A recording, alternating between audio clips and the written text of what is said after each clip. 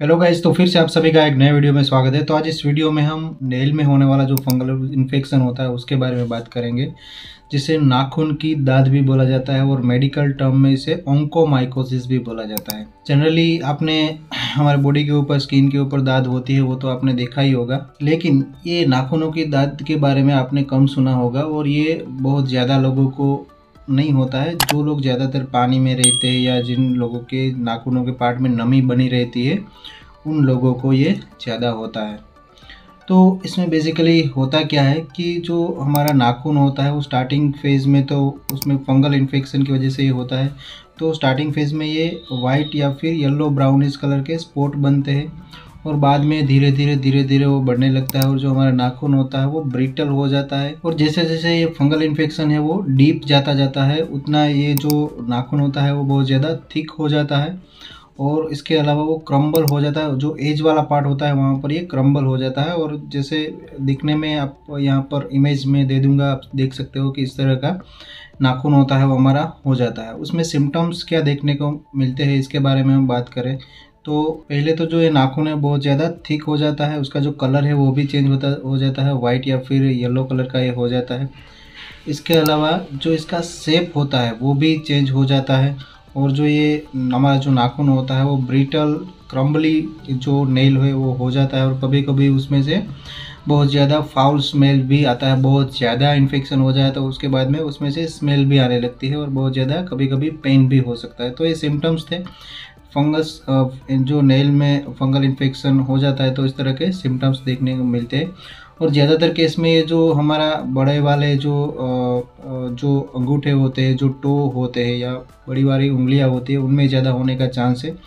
और जो लोग ज़्यादा पानी वाले पार्ट में या नमी वाला पार्ट रहता है, जिन लोगों को नाखून को पार्ट में नमी रहती है उन लोगों को ये ज़्यादा होती है। जैसे कि जो वॉशर वुमन से जो धोबी जो कपड़े धुलाई का काम करते हैं उनको ये ज़्यादा होने का खतरा रहता है। उसके अलावा जो लोग स्विमिंग पूल में काम करते हैं, जिम में काम करते हैं या पूरा दिन शूज़ पहन के रखते हैं, जूते पहन के रखते हैं तो उसके पैरों में भी नमी बनी रहती है, उस वजह से ये इन्फेक्शन हो सकता है। जो नाखून की दाद होती है, फंगल इन्फेक्शन नेल में जो होता है वो एथलेट फुट से अलग होता है। जो एथलेट फुट होता है उसमें हमारे जो उंगलियों के बीच वाले पार्ट होते हैं, मतलब हमारे जो पैरों के पंजे में जो उंगलियों का बीच वाला पार्ट होता है उनमें इन्फेक्शन हो जाता है। और जो ये नेल फंगल ओंकोमाइकोसिस है, इसमें हमारे जो नेल होते हैं, नाखून होते हैं, उसमें फंगल इन्फेक्शन हो जाता है। तो ये किसी भी वजह से नमी ज़्यादा रहने की वजह से फंगल इन्फेक्शन हो जाता है। अब बात करते हैं कि इसको हम ठीक कैसे कर सकते हैं।